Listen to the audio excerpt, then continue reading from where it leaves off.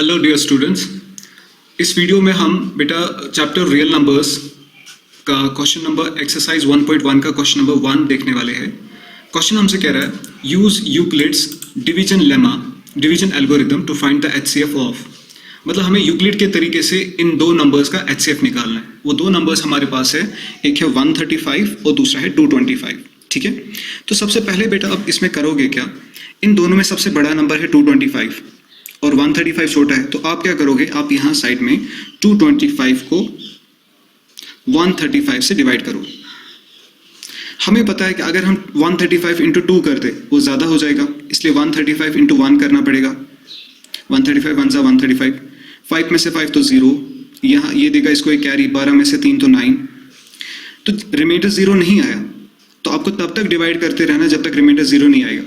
लेकिन बाकी डिवीजन और इस डिवीजन में फ़र्क क्या है, अब आपको ये 90 निकला रिमाइंडर, जो अभी तक डिवाइजर था जिससे आप अभी तक डिवाइड कर रहे थे, अब वो बन जाएगा डिविडेंड, यानी उसको लाना है यहाँ ब्रैकेट में, और 135 को अब 90 से डिवाइड करना है। तो 90 1 सा 90, तो 5 में से 0 तो 5, और 13 में से 9 तो बचे 4। अभी भी रिमाइंडर 0 नहीं आया, तो जो अब ये डिवाइजर है अब ये उतरेगा नीचे और ये बन जाएगा डिविडेंड। तो 45 2 जार होता है बेटा 90। तो रिमाइंडर क्या आया, किस नंबर की वजह से रिमाइंडर 0 आया, 45 की वजह से। तो यही 45 इन दो नंबर्स का एचसीएफ माना जाता है। आई बात समझ। अब इस क्वेश्चन को आपको लिखना कैसे है, देखिए ये जब आप ये साइड में रफ में कर दोगे उसके बाद इसको लिखना है आपको ऐसे। देखिए 225 जो कि डिविडेंड है, हमें पहले ही पता होना चाहिए कि इस चैप्टर की बेसिक्स में आपको ये आइडिया होना चाहिए कि क्लास 9th में ही आप पढ़ते हो, डिविडेंड बराबर होता है divisor into quotient plus remainder. ठीक है बेटा, इसी स्टेटमेंट को यूक्लिड ने कैसे रिप्रेजेंट किया, उसने डिविडेंड की जगह ए रखा है, ठीक है, डिवाइजर की जगह बी रखा है, कोशेंट की जगह क्यू रखा है, और रिमाइंडर की जगह आर रखा है। तो यूक्लिड के हिसाब से ये स्टेटमेंट है a equal to B Q plus r. ठीक है बेटा, जहां पे ए का मतलब है डिविडेंड, बी का मतलब है डिवाइजर, क्यू का मतलब है कोशेंट और आर का मतलब है रिमाइंडर। और यूक्लिड ने एक और बात कही कि जो रिमाइंडर होता है वो हमेशा और हमेशा बी से छोटा होता है।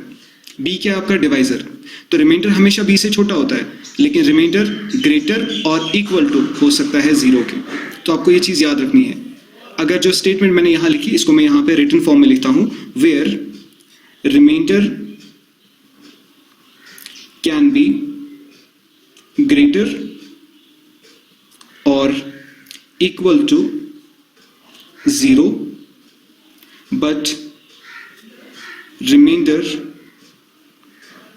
will be always less than b।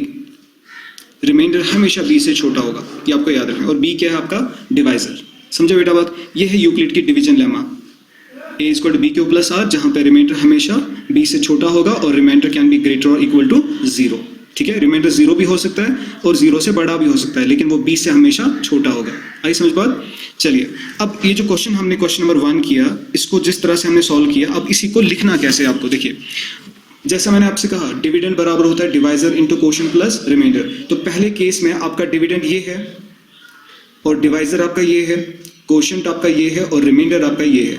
तो आपको इसी को यहाँ पे लिखना है। देखिए डिविडेंड ये है और 135 पहले केस में डिवाइजर था, इनटू कोशेंट हो गया 1 और रिमाइंडर वहां निकला 90। तो जब तक रिमाइंडर 0 नहीं आएगा तो आप लिखो यहाँ पे since remainder is not equal to 0 therefore we will apply division lemma. हम यूक्लिड की डिवीजन लेमा अप्लाई कर रहे हैं अब किस किस को, अब 135 और 90 को, 135 एंड 90 लिखा बेटा ये।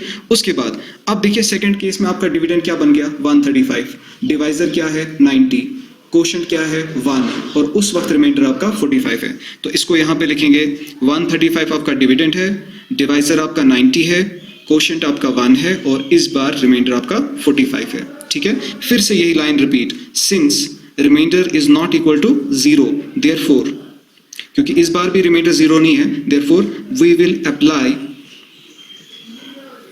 डिवीजन लेमा के लिए अब मैं शॉर्ट में लिख रहा हूँ DL। अब किस किस को आपने डिवाइड किया? अब आपने 90 और 45 को डिवाइड किया, ठीक है, 90 एंड 45। तो आखिरी केस में आपका डिविडेंड बन गया 90 is equal to 45 into 2 plus 0। तो यहाँ पे आपका रिमाइंडर बेटा 0 आया, तो आप लिखोगे since remainder is equal to 0। और किसकी वजह से रिमाइंडर 0 आया? 45 की वजह से ना, तो इसलिए हम लिखेंगे since remainder is equal to 0,